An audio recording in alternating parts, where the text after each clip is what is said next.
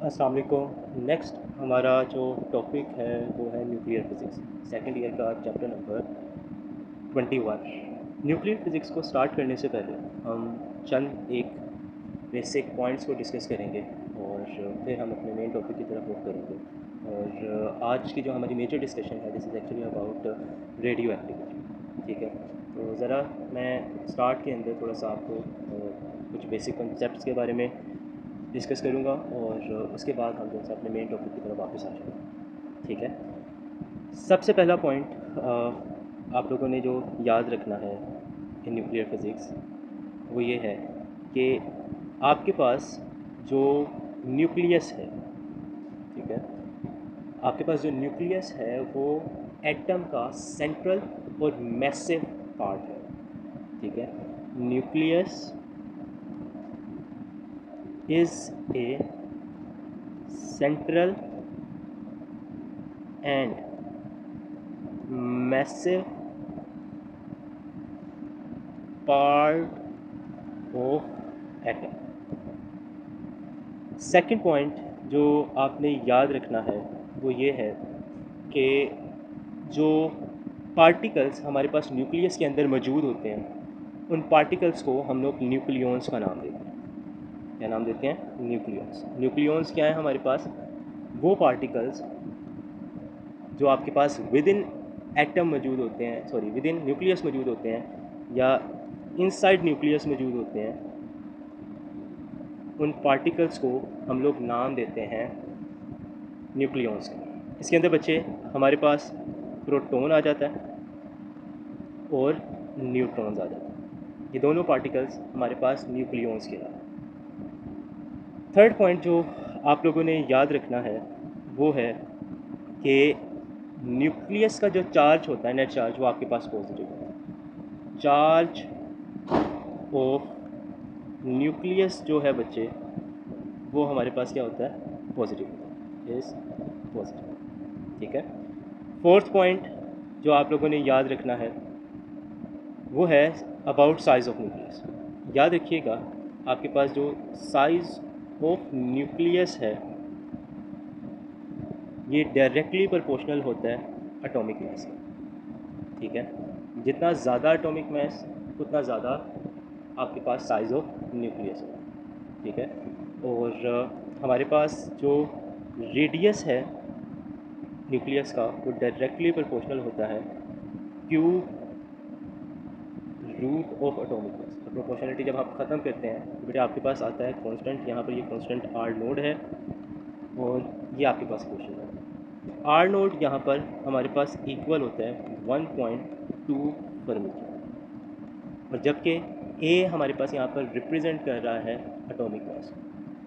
ठीक है, ए हमारे पास किसको रिप्रेजेंट कर रहा है? Atomic mass. इसी तरह अगर आप इसका वॉल्यूम कैलकुलेट करना चाहते हैं, न्यूक्लियस का वॉल्यूम कैलकुलेट करना चाहते हैं, तो न्यूक्लियस की जो शेप होती है ये आपके पास स्फेरिकल शेप होती है।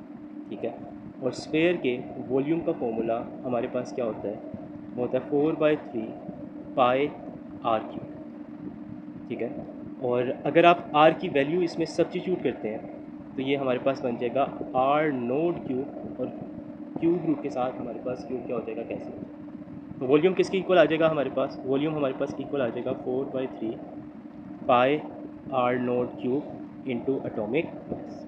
ठीक है, और बाकी ये सारा फैक्टर तो हमारे पास कांस्टेंट है। तो याद रखिएगा कि आपके पास जो एटम्स के एटॉमिक मास की रेशो है वही उनके वॉल्यूम की रेशो होती है। ठीक है, मैं फॉर एग्जांपल अगर आपको एमसीक्यूज आ जाता है, कोई एमसीक्यू कुछ इस तरह से आता है कि आपके पास दो एटम्स के एटॉमिक मास की रेशो फॉर एग्जांपल हमारे पास है 3/4, और वो पूछता बताओ उनके वॉल्यूम की रेशो क्या होगी। तो अकॉर्डिंग टू दिस इक्वेशन आपके पास जो वॉल्यूम की रेशो है वो किसके इक्वल होती है? वो एटॉमिक मासेस की रेशो के इक्वल। ठीक है, वही हमारे पास एटॉमिक मासेस की रेशो के इक्वल। इसके अलावा हमारे पास मज़ीद जो टर्म्स हैं जो न्यूक्लियस से रिलेट करती हैं उनमें एक इम्पोर्टेंट टर्म है हमारे पास एटॉमिक मैस, या फिर हम इसको मैस नंबर कहते हैं, एटॉमिक मैस, या फिर हम इसको मैस या फिर न्यूक्लियन नंबर का नाम देते हैं। मीन्स आपके पास एक एटम में जितने नंबर ऑफ न्यूक्लियॉन्स हैं उसको हम क्या नाम देते हैं, एटॉमिक मैस का नाम देते हैं। और इसका फॉर्मूला क्या हो जाएगा, एटॉमिक मैस हमारे पास इक्वल होता है, सिंबॉलिकली इसको ए से रिप्रेजेंट किया जाता है। ये सिंपल आपके पास इक्वल होता है number of protons plus number of neutrons. Second term हमारे पास है एटॉमिक नंबर, एटॉमिक नंबर, या फिर हम इसको चार्ज, या फिर हम इसको प्रोटॉन नंबर का नाम देते हैं। ठीक है, प्रोटॉन नंबर नाम से ही वाज़ेह है, हमारे पास नंबर ऑफ प्रोटॉन्स को कहते हैं जो न्यूक्लियस के अंदर मौजूद है। और बच्चे इसका फॉर्मूला क्या हो जाएगा, आप अगर सिंपल एटॉमिक मैस में से नंबर ऑफ न्यूट्रॉन्स को माइनस करते हैं तो आपके पास एटॉमिक चार्ज आ जाएगा, एटॉमिक नंबर आ जाएगा, या चार्ज नंबर आ जाएगा, या प्रोटॉन नंबर आ जाएगा। थर्ड आपके पास जो टर्म है वो है न्यूट्रॉन नंबर। वो क्या है हमारे पास, न्यूट्रॉन नंबर। अगेन नाम से ही वाज़िया है कि नंबर ऑफ न्यूट्रॉन्स जो न्यूक्लियस के अंदर मौजूद है उसको हम क्या नाम देते हैं, न्यूट्रॉन नंबर। न्यूट्रॉन नंबर किसके इक्वल होंगे, अगर आप एटॉमिक मैस में से नंबर ऑफ प्रोटॉन्स को माइनस करते हैं तो बच्चे आपके पास न्यूट्रॉन नंबर आ जाएगा। ठीक है, इसके अलावा हमारे पास टाइप्स ऑफ न्यूक्लियस में बात करें तो हमारे पास आइसोटोप्स आते हैं। आइसोटोप्स क्या होते हैं बच्चे, ऐसे एलिमेंट्स जिनका एटॉमिक मैस जो सा है वो हमारे पास, एटॉमिक मैस हमारे पास डिफरेंट होता है, और जो हमारे पास एटॉमिक नंबर है एलिमेंट्स का वो हमारे पास सेम हो, ऐसे एलिमेंट्स एक दूसरे के आइसोटोप के हैं। ठीक है, उसके अलावा हमारे पास टाइप्स ऑफ न्यूक्लियस के अंदर आ जाते हैं आइसोबार्स। आइसोबार्स हमारे पास ऐसे एलिमेंट्स को कहते हैं जिनका एटॉमिक मैस सेम हो जबकि एटॉमिक नंबर क्या हो हमारे पास डिफरेंट हो। ऐसे एलिमेंट्स को हम लोग नाम देते हैं आइसोबार्स। थर्ड हमारे पास आ जाता है आइसोटोन्स। आइसोटोन्स किनको कहते हैं, आइसोटोन्स ऐसे एलिमेंट्स को कहा जाता है जिनका न्यूट्रॉन नंबर सेम हो। न्यूट्रॉन नंबर क्या हो हमारे पास, सेम हो बेटे, ऐसे एलिमेंट्स हमारे पास आइसोटोन्स कहलाते हैं। और फोर्थ टाइप जो सी है हमारे पास वो है मिरर न्यूक्लियाई। मिरर न्यूक्लियाई किनको कहा जाता है, मिरर न्यूक्लियाई हमारे पास कहा जाता है ऐसे एलिमेंट्स को, जैसे फर्स्ट कहने के मेरे पास दो एलिमेंट्स हैं, एक मेरे पास एलिमेंट है जिसका एटॉमिक मैस ए है, एटॉमिक नंबर जी है, और दूसरा भी मेरे पास कुछ इसी तरह का है, ए और जी। ठीक है, और ऐसे एलिमेंट्स जिनका, जैसे फॉर एग्जांपल एक्स एलिमेंट है, इसके जो नंबर ऑफ प्रोटॉन्स हैं, इसकी जो नंबर ऑफ प्रोटॉन्स हैं वो हमारे पास इक्वल हो नंबर ऑफ न्यूट्रॉन्स ऑफ जी, और जो नंबर ऑफ प्रोटॉन है वाई के वो हमारे पास इक्वल हो number of neutrons of x. Means इसके जो प्रोटॉन हैं वो इसके न्यूट्रॉन के इक्वल हो, और इसके जो प्रोटॉन हैं वो इसके न्यूट्रॉन के इक्वल हो। ऐसे एलिमेंट्स हमारे पास कहलाते हैं मिरर न्यूक्लियाई। इनकी एग्जांपल्स देखते हैं। एग्जांपल्स की अगर हम लोग बात करें तो फर्स्ट कर लें, अब जैसे हमें मालूम है कि भाई हमारे पास जो हीलियम है उसके हमारे पास दो आइसोटोप्स हैं। कौन कौन से, एक हमारे पास हीलियम होता है 3.2 और एक हमारे पास हीलियम होता है 2.4। जैसे अगर हम हाइड्रोजन के आइसोटोप्स की बात करें तो हाइड्रोजन के तीन आइसोटोप्स हैं, H11, H12 और H13। ठीक है, और कार्बन के आइसोटोप्स की बात करें तो कार्बन के भी हमारे पास तीन आइसोटोप्स होते हैं। एक होता है हमारे पास कार्बन 12, एक होता है कार्बन 13 और एक होता है कार्बन 14। ठीक है, इसी तरह अगर आप नाइट्रोजन की बात करें तो नाइट्रोजन के हमारे पास दो आइसोटोप्स हैं, एक होता है हमारे पास नाइट्रोजन 13 और एक होता है हमारे पास नाइट्रोजन 14। ठीक है, ये दो आइसोटोप्स हैं हमारे पास किसके, नाइट्रोजन। अब आइसोटोप्स तो ये सारे ही हैं आपके पास। अब हम देखते हैं कि इनमें आइसोबार्स कौन कौन से। अब आइसोबार्स की जैसे मैंने आपको डेफिनेशन बताई थी कि भाई आइसोबार्स ऐसे एलिमेंट्स को कहते हैं जिनका एटॉमिक मैस सेम हो बट एटॉमिक नंबर क्या हो हमारे पास डिफरेंट। अब अगर आप इसकी बात करें तो देखो ऐसे एलिमेंट्स को देखते हैं जिनका एटॉमिक मैस क्या है हमारे पास सेम, लेकिन एटॉमिक नंबर क्या है डिफरेंट है। जस्ट लाइक मैं अगर ये ग्रीन से इंसर्कल करने लगा, हीलियम के इस आइसोटोप को देखूँ और हाइड्रोजन के इस आइसोटोप को देखूँ, तो दोनों का एटॉमिक मैस क्या है हमारे पास 3 है, लेकिन एटॉमिक नंबर क्या है हमारे पास, एटॉमिक नंबर हमारे पास 2। मीन्स एटॉमिक मैस सेम है, एटॉमिक नंबर डिफरेंट है। तो ये दोनों एक दूसरे के आइसोबार्स कहलाएंगे, ये दोनों एक दूसरे के क्या कहलाएंगे हमारे पास, आइसोबार्स कहलाएंगे।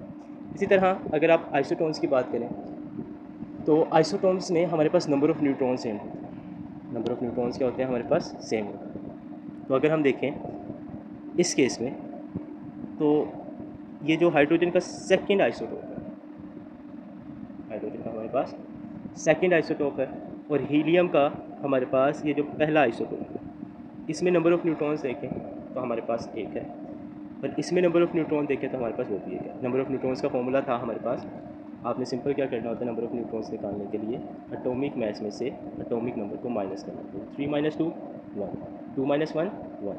तो इट मीन्स ये दोनों एक दूसरे के क्या हैं हमारे पास, आइसोटोन्स हैं, एक दूसरे के हमारे पास आइसोटोन्स हैं, ठीक है। और एक एग्जांपल आएगी हमारे पास मिरर न्यूक्लियाई की।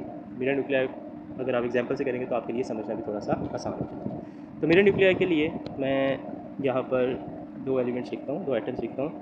एक मैं लिखने लगा हूँ H3 और 2, और एक हाइड्रोजन का आइसोटोप लिखने लगा हूँ जो आइसोबार्स भी हैं एक दूसरे के एक्चुअली, H13 या 31।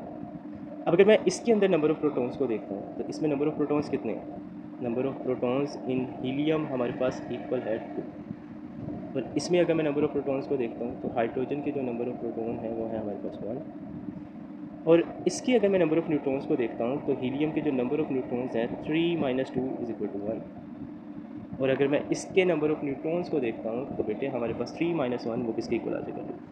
तो मीन्स इसके जो हीलियम के प्रोटॉन हैं वो हमारे पास न्यूट्रॉन के इक्वल है हाइड्रोजन के, और इसके जो नंबर ऑफ़ प्रोटॉन्स हैं वो हमारे पास न्यूट्रॉन्स के इक्वल है ऑफ हीलियम। लिहाजा ये दोनों एक दूसरे के मिरर न्यूक्लियाई भी कहलाएंगे, ठीक है, एक दूसरे के मिरर न्यूक्लियाई भी कहलाएंगे। तो ये MCQs आ सकता है आपको इनकी एग्जांपल्स हैं, इनकी डेफिनेशन जस्ट प्लीज़ पता होनी चाहिए, ताकि इससे रिलेटेड अगर आपको MCQs आए तो आपको बेसिक डेफिनेशन की अंडरस्टैंडिंग हो और आप उसको आंसर कर सकें। तो ये हमारे पास कुछ बेसिक टर्म्स थी जो आपको पता होनी चाहिए थी।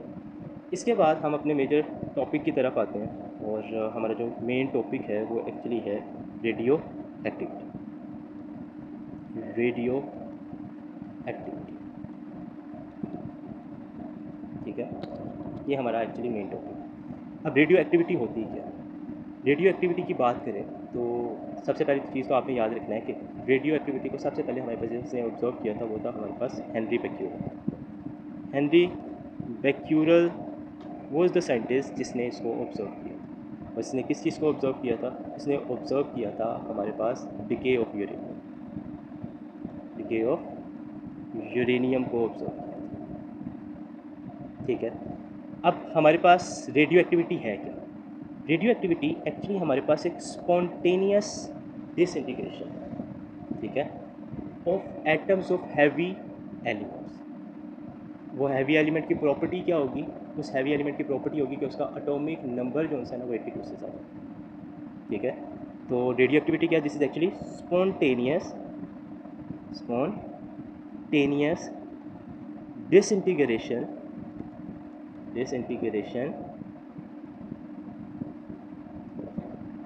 of atoms of heavy element। इसकी प्रॉपर्टी क्या होगी इस हैवी एलिमेंट की कि इसका एटॉमिक नंबर जो है वो 82 से क्या है ग्रेटर है, ठीक है। बाय एमिशन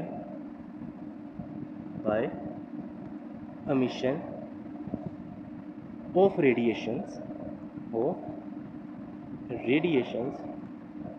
बेटे आपके पास रेडियो एक्टिविटी, ठीक है।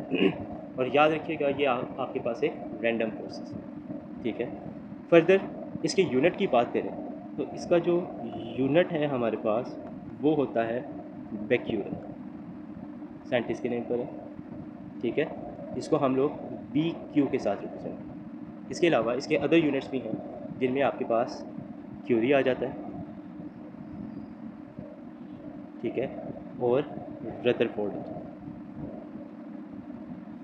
बेक्यूरल की बात करें तो बेक्यूरल याद रखिएगा हमारे पास इसका एक ऐसा यूनिट है, और 1 बेक्यूरल जो सा है हमारे पास इक्वल होता है 2.7 मल्टीप्लाइड बाय 10⁻⁻11 क्यूरी, ठीक है। हमारे पास किसके इक्वल होता है 2.7 मल्टीप्लाइड बाय 10⁻⁻11 क्यूरी के, इसको सी आई के साथ रिप्रेजेंट किया जाता है। और जबकि जो आपके पास क्यूरी है ये हमारे पास इक्वल होता है 3.7 10⁻10 बेक्यूरल।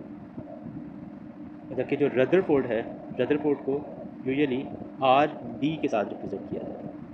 ये हमारे पास इक्वल होता है 10⁻6 बेक्यूरल, ठीक है। ये हमारे पास इनके दरमियान रिलेशन है।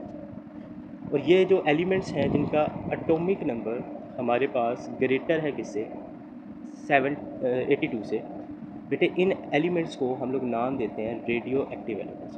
क्या नाम देते हैं? रेडियो एक्टिव एलिमेंट्स का नाम देते हैं, ठीक है। रेडियो एक्टिव एलिमेंट्स कौन से होते हैं? ऐसे एलिमेंट्स जिनका एटॉमिक नंबर Z मीन्स 82 से क्या होता है ज़्यादा होता है, और ये नेचुरली तौर पर हमारे पास अनस्टेबल होते हैं। और इनके अनस्टेबल होने की रीज़न क्या है? इनके अनस्टेबल होने की रीज़न हमारे पास है कि हमारे पास जो इलेक्ट्रोस्टैटिक फोर्स होती है, क्या चीज़? इलेक्ट्रोस्टैटिक रिपल्सिव फोर्स जो सी होती है, रिपल्सिव फोर्स बिटवीन प्रोटॉन्स वो डोमिनेट करने लग जाती है स्ट्रॉन्ग न्यूक्लियर फोर्स को। स्ट्रॉन्ग न्यूक्लियर फोर्स वो फोर्स होती है जिसने न्यूक्लियस को होल्ड किया, जिसने न्यूक्लियस को क्या किया हुआ हमारे पास होल्ड किया। उसके अलावा याद रखिएगा हमारे पास जो रेडियो एक्टिविटी है, हमारे पास जो रेडियो एक्टिविटी है बेटे ये इंडिपेंडेंट होती है। रेडियो एक्टिविटी जो है हमारे पास, ये हमारे पास इंडिपेंडेंट होती है from physical condition, independent from physical conditions. हमारे पास फिज़िकल कंडीशन से ये इंडिपेंडेंट होती है। डिपेंड करती है किसके ऊपर? ये डिपेंड करती है, depends on nature of radio active element. Radio active element के ऊपर डिपेंड कर रही है कि उसकी नेचर किस तरह की, ठीक है। इसके बाद हमारे पास types of radioactive decay आ जाते हैं, और types of radioactive decay की बात करें तो आपके पास types of radioactive decay, तो हमारे पास 3 तरह के डिकेज होते हैं। एक को हम नाम देते हैं अल्फा डिके का, एक को हम नाम देते हैं बीटा डिके का, और एक को हम नाम देते हैं गैमा डिके का, ठीक है। अब इन डिकेज से रिलेटेड कुछ क्वेश्चंस आते हैं, ठीक है। पॉसिबल क्वेश्चंस जो आपको आ सकते हैं उन सब का जिक्र मैं यहाँ पर एक टेबल की शक्ल में आपके सामने।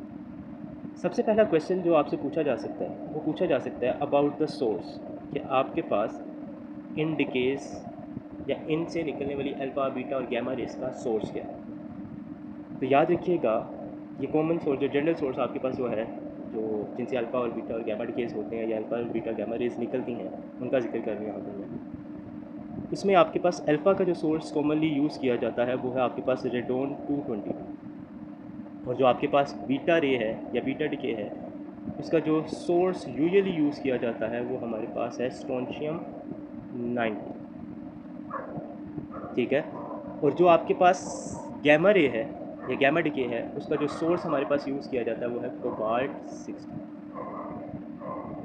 ठीक है। वो हमारे पास क्या है कोबाल्ट 60। सेकंड जो क्वेश्चन आपसे पूछा जा सकता है वो आपसे पूछा जा सकता है अबाउट द नेचर, क्या आपके पास ये जो अल्फ़ा और बीटा रेज रिलीज़ होती हैं इनकी नेचर कैसी होती है। तो आपके पास जो अल्फ़ा रेज हैं वो रिजेंबल करती हैं हमारे पास हीलियम एटम्स, इसे रिजेंबल करती हैं हीलियम एटम्स, और जबकि जो आपके पास बीटा रेज हैं ये हमारे पास रिजेंबल करती हैं इलेक्ट्रॉन से, या फिर आपके पास पॉजिट्रॉन से रिजेंबल करती है। वो डिपेंड कर रहा होता है कि आपके पास पॉजिटिव बीटा डिके हो रहा है या फिर नेगेटिव बीटा डिके हो रहा है। और जबकि गैमा रेज की बात करें तो ये रिजेंबल करते हैं हमारे पास इलेक्ट्रोमैग्नेटिक वेव से, इलेक्ट्रोमैग्नेटिक वेव्स। ठीक है, नेक्स्ट आपके पास है चार्ज। आपके पास जो अल्फ़ा पार्टिकल्स हैं या अल्फ़ा डिके से निकलने वाली अल्फ़ा रेज जो हैं इन पर चार्ज हमारे पास इक्वल होता है 2e के, और बीटा डिके के केस में अगर आपके पास इलेक्ट्रॉन निकल रहा है तो नेगेटिव e, और अगर आपके पास पॉजिट्रॉन निकल रहा है तो आपके पास पॉजिटिव e होता है। और जबकि गैमा रेज पर किसी किस्म का कोई चार्ज नहीं होता, मीन्स ज़ीरो चार्ज होता है, ये न्यूट्रल होता है। ठीक है, चौथा क्वेश्चन जो आपसे इनके बारे में पूछा जा सकता है वो है आपके पास मैथ से रिलेटेड। तो मैथ से रिलेटेड याद रखिएगा जो आपके पास अल्फ़ा पार्टिकल है इसका मैस ऑफ प्रोटॉन के 4 टाइम्स होता है, और अप्रोक्सीमेटली 7000 टाइम होता है मैस ऑफ इलेक्ट्रॉन का।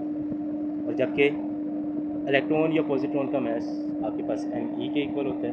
जबकि गैमा रेज की बात करें तो इनका जो रेस्ट मैस होता है वो हमारे पास 0 होता है, जबकि इनका जो मूविंग मैस होता है वो हमारे पास इन्फिनिटी।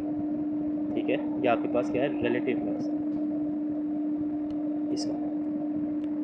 नेक्स्ट हमारे पास जो क्वेश्चन पूछा जा सकता है वो पूछा जा सकता है अबाउट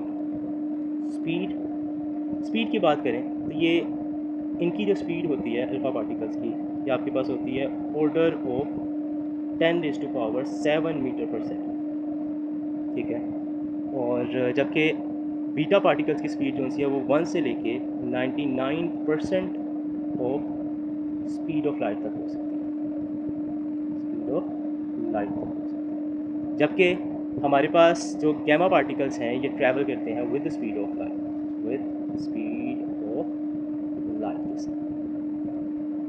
ठीक है।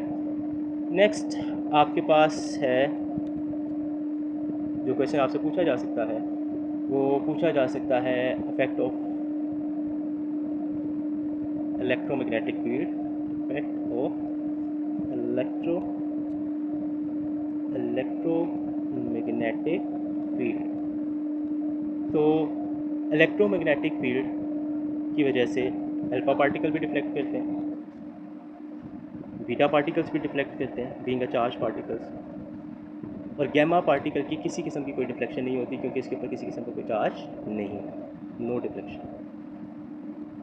ठीक है, नो डिफ्लेक्शन क्योंकि चार्ज नहीं। याद रखिएगा कि हमारे पास जो अल्फ़ा पार्टिकल्स हैं इनकी डिफ्लेक्शन कम होती है as compare to beta particles, क्योंकि ये आपके पास अल्फ़ा पार्टिकल जो है वो बीटा पार्टिकल से हैवियर होती है, जिसकी वजह से इसकी डिफ्लेक्शन कंपैरेटिवली कम होती है। इसके बाद जो क्वेश्चन आपसे पूछा जा सकता है वो पूछा जा सकता है अबाउट एनर्जी स्पेक्ट्रम, कि इनके स्पेक्ट्रम्स किस तरह के एनर्जी स्पेक्ट्रम। तो एनर्जी स्पेक्ट्रम्स की बात करें तो हमारे पास जो अल्फ़ा पार्टिकल्स हैं इनका स्पेक्ट्रम की जो नेचर है वो हमारे पास होता है या तो लाइन स्पेक्ट्रम या फिर हम उसको नाम देते हैं डिस्क्रीट स्पेक्ट्रम। ठीक है, और जबकि आपके पास बीटा का जो सा स्पेक्ट्रम है वो होता है हमारे पास कॉन्टीन्यूअस स्पेक्ट्रम, और जबकि गैमा पार्टिकल्स जो से हैं इनका भी स्पेक्ट्रम हमारे पास लाइन या फिर डिस्क्रीट स्पेक्ट्रम।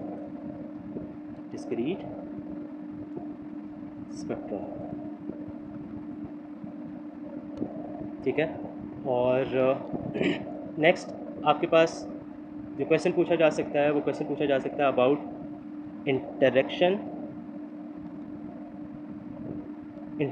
With matter. तो जब भी आपके पास अल्फ़ा रेडिएशन मैटर के साथ इंटरेक्ट करती है तो आपके पास हीट प्रोड्यूस होती है, बीटा भी क्या करती है, हीट प्रोड्यूस होती है। जबकि गैमा आपके पास डिफरेंट फिनोमेना देगा डिपेंडिंग अपॉन इट्स एनर्जी। या तो आपके पास फोटो इलेक्ट्रिक इफेक्ट होगा, ठीक है, या तो आपके पास फोटो इलेक्ट्रिक इफेक्ट होगा, या फिर आपके पास कॉम्पटन्स इफेक्ट होगा, या फिर आपके पास पेयर प्रोडक्शन, ठीक है। इसी तरह आपके पास जो नेक्स्ट क्वेश्चन हमसे पूछा जा सकता है वो पूछा जा सकता है अबाउट आयोनाइजेशन एबिलिटी, कि आयोनाइजेशन एबिलिटीज़ किस तरह की होती है। तो आयोनाइजेशन एबिलिटी की बात करें तो हमारे पास जो अल्फ़ा रेडिएशंस है इनकी आयोनाइजेशन एबिलिटी सबसे ज़्यादा होती है। ये तकरीबन आपके पास 10⁴ आयंस प्रोड्यूस करती है पर मिलीमीटर इन एयर, ठीक है। और जबकि ये आपके पास 10⁻² आयंस प्रोड्यूस करती है पर मिलीमीटर इन एयर।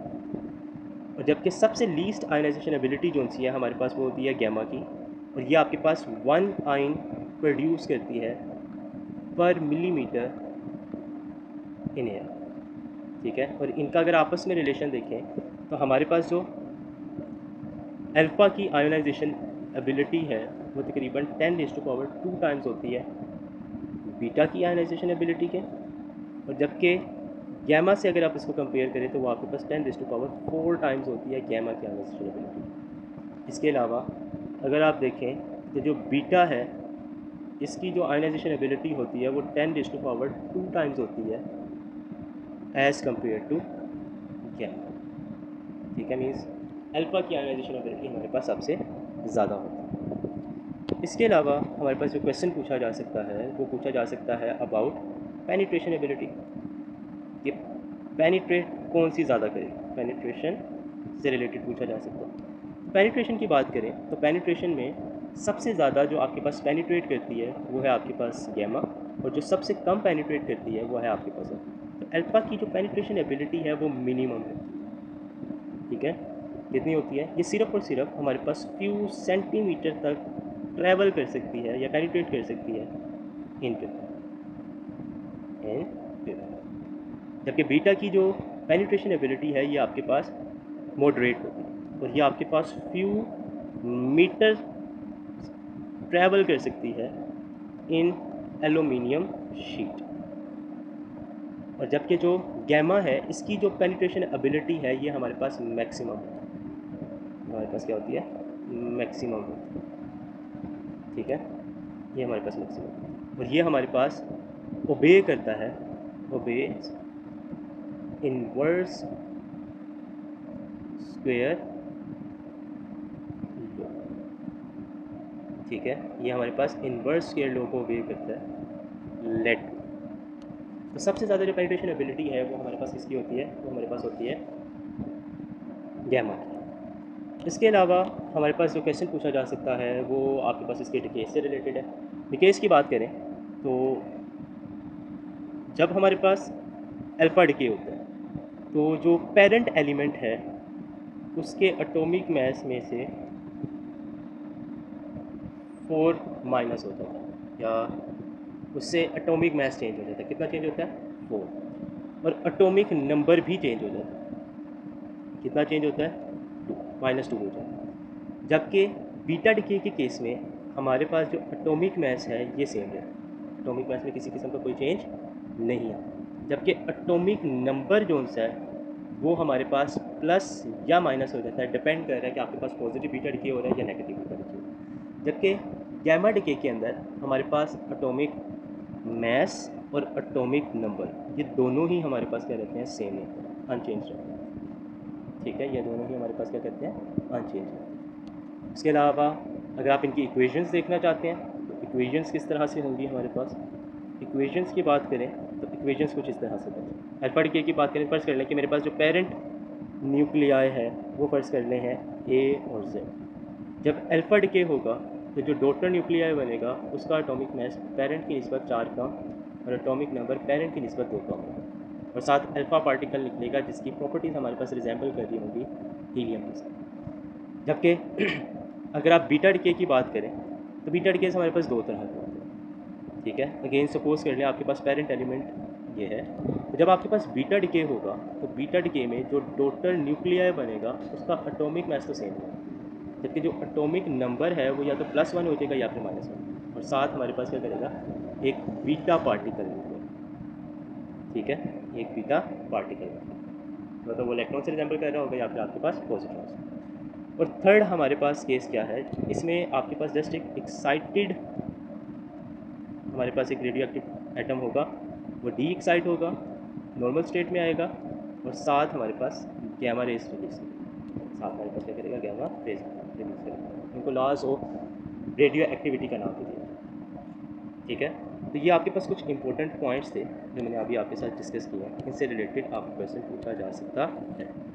उसके अलावा हम देख लेते हैं कि भाई हमारे पास पॉजिटिव और नेगेटिव बीटा डिकेज पर, इनसे रिलेटेड भी हमारे पास क्वेश्चन पूछा जा सकता है। तो पॉजिटिव बीटा डिके की बात करें, पॉजिटिव बीटा डिके की अगर हम लोग बात करते हैं या नेगेटिव बीटा डिके की बात करते हैं, तो इनसे मीनिंग क्या है, होता क्या है इसके। बेटे जब आपके पास पॉजिटिव बीटा डिके होता है तो इसमें आपके पास जो प्रोटॉन है वो कन्वर्ट होता है न्यूट्रॉन के अंदर और एक पॉजिट्रॉन रिलीज करता है, जबकि नेगेटिव बीटा डिके के अंदर हमारे पास जो न्यूट्रॉन है ये कन्वर्ट होता है प्रोटॉन के अंदर, और साथ में हमारे पास एक नेगेटिव चार्ज रिलीज करता है, ठीक है। ये हमारे पास बीटा रेडिएशन रिलीज करता है, जो क्या ऊपर चार्ज का होता है नेगेटिव। तो अगर आपके पास हो रहा है पॉजिटिव बीटा डिके, आपके पास क्या हो रहा है, पॉजिटिव बीटा डिके हो रहा है, तो आपका जो पेरेंट न्यूक्लिया है उसके एटॉमिक मास में तो कोई चेंज नहीं आएगा, अलबत्ता एटॉमिक नंबर आपके पास एक कम हो जाएगा क्योंकि एक प्रोटॉन कम हो गया हमारे पास, ठीक है, और साथ हमारे पास पॉजिट्रॉन रिलीज हो जाएगा, ठीक है। और जबकि नेगेटिव बीटा डिके के अंदर हमारे पास, क्योंकि न्यूट्रॉन प्रोटॉन में कन्वर्ट हो रहा है और आपके पास एक प्रोटॉन क्या कर रहा है, इंक्रीज़ कर रहा है, तो इसकी वजह से एटॉमिक नंबर के अंदर 1 इंक्रीज़ कर रहा है, और साथ आपके पास इलेक्ट्रॉन रिलीज हो, तो ये आपके पास पॉजिटिव और बीटा डिके। इसके अलावा एमसीक्यूज़ की बात करें तो एमसीक्यूज़ में कुछ एमसीक्यूज़ जैसे कि फॉर एग्जांपल आपके पास यूरेनियम 234 है और 92 है, ठीक है। अब आपसे कहा जाता है कि इसके आपके पास 4 अल्फ़ा डिकेज होते हैं और हमारे पास क्या होते हैं, अल्फ़ा डिकेज होते हैं, और 2 बीटा डिकेज होते हैं, 2 क्या होते हैं हमारे पास, बीटा डिकेज। तो वो आपसे पूछता है कि बताओ जो आपके पास रिजल्टेंट या डोटर एलिमेंट बनेगा इन डिकेज के बाद उसका एटॉमिक मास क्या होगा और उसका एटॉमिक नंबर क्या होगा। तो देखो मेरे पास यूरेनियम 234 है, यूरेनियम 234 है और 92, इसके कितने अल्फ़ा डिकेज हो रहे हैं, 4 अल्फ़ा डिकेज हो रहे हैं। एक अल्फ़ा डिकेज से हमारे पास 4 एटॉमिक मास कम होगा, तो 4 अल्फ़ा डिकेज से कितना एटॉमिक मास कम हो जाएगा, 4 अल्फ़ा डिकेज से मेरे पास जो एटॉमिक मास कम होगा वो होगा 16, ऐसे है। तो 234 में से जब मैं 16 माइनस करूँगा मेरे पास आंसर आ जाएगा 218, ठीक है। तो एटॉमिक मास कितना कम हो जाएगा, 16, जबकि एटॉमिक नंबर एक अल्फ़ा डिकेज से कम होता है 2, तो 4 अल्फ़ा डिकेज से टोटल एटॉमिक नंबर जो कम होगा वो होगा 8, तो जब मैं 8 इसमें से माइनस करूँगा तो मेरे पास आ जाएगा 82। अच्छा 4 अल्फ़ा डिकेज के बाद हमारे पास होता क्या है, 2 बीटा डिकेज होता है। अब बीटा डिके जब खाली बीटा डिके मेंशन किया जाएगा तो इट मीन्स कि आपके पास नेगेटिव बीटा डिके होगा, और जब भी नेगेटिव बीटा डिके होता है तो हमारे पास एटॉमिक नंबर के अंदर एक इंक्रीज है। तो अगर एक बीटा डिके से 1 प्लस होगा तो 2 बीटा डिके से कितना एटॉमिक नंबर इंक्रीज़ करेगा, 2 इंक्रीज़ करेगा। तो अब आपके पास जो फाइनल जो आपके पास प्रोडक्ट बनेगी या एलिमेंट बनेगा उसका जो एटॉमिक मास होगा वो हमारे पास होगा 218, जबकि एटॉमिक नंबर क्या होगा हमारे पास 86 होगा। इसी तरह पास पेपर ही का एक एमसीक्यूज़ है जिसमें उसने को कहा कि भाई फ़र्ज़ कर लें आपके पास ना एक एलिमेंट है जिसका एटॉमिक मास ए है और एटॉमिक नंबर 0, ठीक है। आपने क्या करना है इसका एक आइसोटोप बनता है, या इसका एक आइसोटोप बनता है। आपने बताना है कि भाई हमें कितने minimum number of alpha decays required है इसका आइसोटोप बनाने में के लिए, और beta decays required, number of alpha decays और बीटा डिकेज बता दें। अब आइसोटोप की डेफिनेशन अभी मैंने आपको बताई कि भाई उसका एटॉमिक मास डिफरेंट होगा। देखो एटॉमिक मास सिर्फ और सिर्फ चेंज होगा जब आपके पास कौन सा डिके हो रहा है, अल्फा डिके हो रहा है। ठीक है, आपके पास क्या हो रहा है, अल्फा डिके। मीन्स मेरे पास देखो फर्स्ट कर लो, ये मेरे पास क्या है, गिवन एलिमेंट है, मैं इसका एक अल्फा डिके करवाऊँगा। अल्फा डिके करवाऊँगा तो जो मेरे पास डॉटर एलिमेंट बनेगा उसका एटॉमिक मास चेंज कर देगा। लेकिन एटॉमिक मास के साथ साथ हमारे पास उसका एटॉमिक नंबर भी चेंज कर देगा। वो कितना चेंज होगा, -2 हो जाएगा अल्फा डिके के बाद। अब आइसोटोप के लिए तो एटॉमिक नंबर्स का सेम होना क्या है, ज़रूरी है। तो फिर हम क्या करेंगे, इसके 2 बीटा डिकेज करवा देंगे। अब 2 बीटा डिकेज से क्या होगा, हमारे पास जो रिजल्टेंट एलिमेंट बनेगा उसका एटॉमिक मास तो डिफरेंट होगा, लेकिन 2 बीटा डिकेज की वजह से +2 होगा, जिससे एटॉमिक नंबर दोबारा से क्या हो जाएगा, Z होगा। तो अगर आप इन 2 एलिमेंट्स को देखो, इन दोनों एलिमेंट्स का हमारे पास एटॉमिक मास डिफरेंट है, जबकि एटॉमिक नंबर आपके पास क्या है, सेम।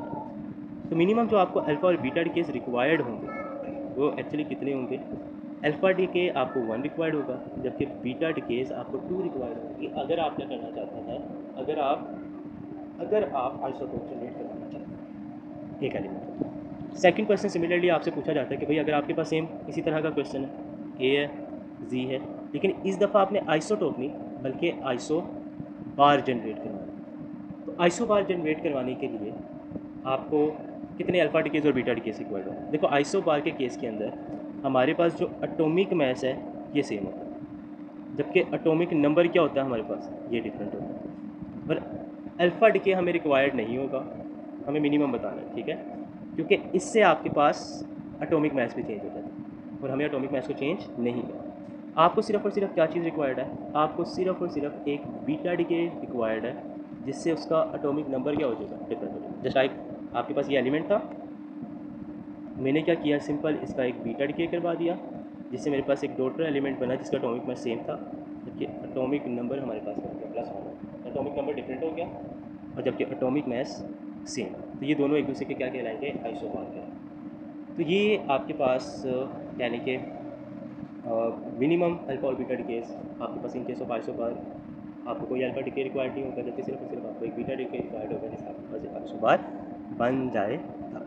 ठीक है, तो ये हमारा इस MD-CAT का जो कोर्स है न्यूक्लियर फिजिक्स से रिलेटेड उसका पहला लेक्चर था। सेकंड लेक्चर के अंदर हम लोग डिस्कस करेंगे हाफ लाइफ को, और हाफ लाइफ कौन सा है उससे रिलेटेड इंपॉर्टेंट एमसीक्यूज। ठीक है, तो बाकी मिलते हैं इंशाल्लाह नेक्स्ट लेक्चर।